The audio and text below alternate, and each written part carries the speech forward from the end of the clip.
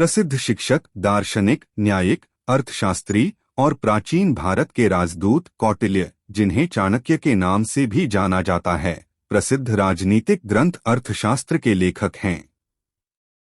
उनकी धानंद के साथ बिगड़ने की कहानी, जिसने उन्हें युवा चंद्रगुप्त मौर्य के मार्गदर्शन और सहायता के लिए मदद करने के द्वारा महान साम्राज्य पर प्रतिशोध लेने के लिए प्रेरित किया, सभी को अच्छी तरह से पता है।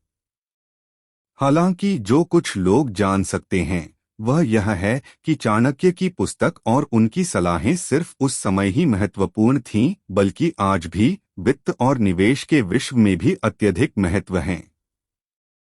यहाँ चाणक्य की सलाह से क्या सीखा जा सकता है और इसे अपने निवेश खेल में कैसे लागू किया जा सकता है।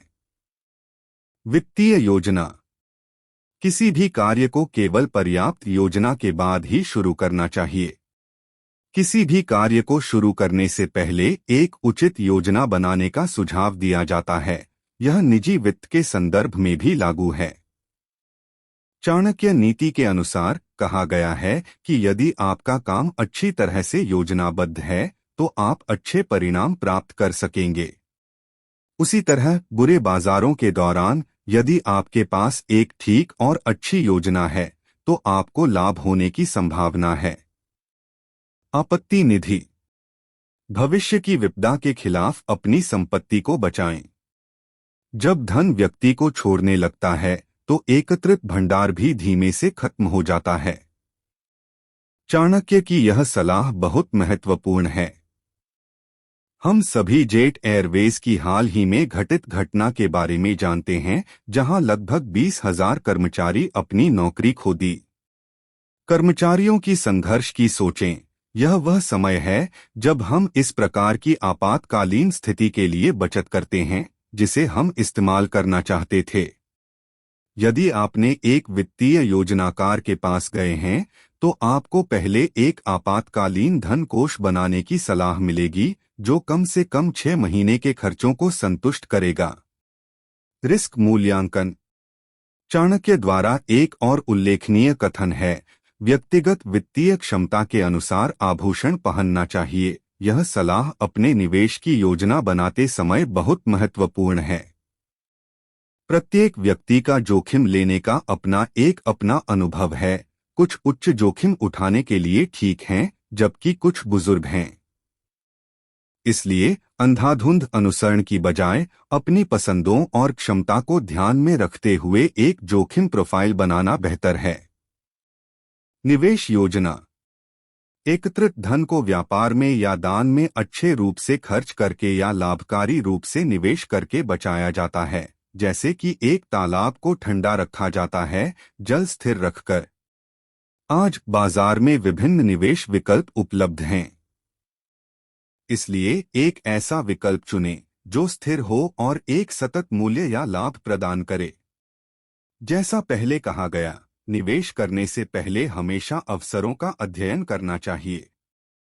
ग्राहकों को विकल्पों की आश्चर्यजनक विविधता के साथ किसी भी चीज पर निवेश करने से पहले विकल्पों के बारे में जानकारी जुटाना बहुत महत्वपूर्ण है।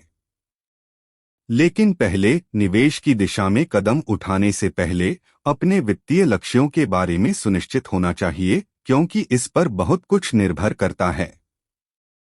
हमेशा उद्देश्य के साथ और अपने अनुकूलता के अनुसार निवेश करें, क्योंकि अपनी कड़ी मेहनत की कमाई की अतिरिक्त राशि को निवेश करना बेहतर है, जो कि बचत बैंक खाते में पार्क करने का विकल्प हो सकता है, जो कोई लाभ नहीं प्रदान करेगा। अधिक ज्ञान जुटाएं। विभिन्न विषयों के बारे में जानकारी प्राप्त करना इच्छा की एक गाय की तरह है।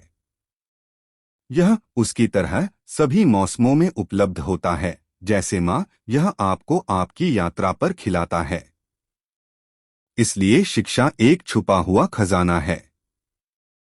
चाणक्य के कामों के बारे में जागरूक एक व्यक्ति जानेगा कि उनकी महाकाव्य अर्थशास्त्र ने केवल एक विषय के बारे में नहीं बोला। यह एक पुस्तक थी जो राजनीति, अर्थव्यवस्था, एक राजा और उसके अधीनस्थों के दैनिक कर्तव्यों के बारे में बोलती थी, और ऐसा उन्होंने अपने शिष्यों को हमेशा अपनी ज्ञानवर्धन के लिए एक से अधिक विषय की जानकारी जुटाने की प्रोत्साहना की है। यह वित्तीय प्रबंधन के मामले में भी समान है।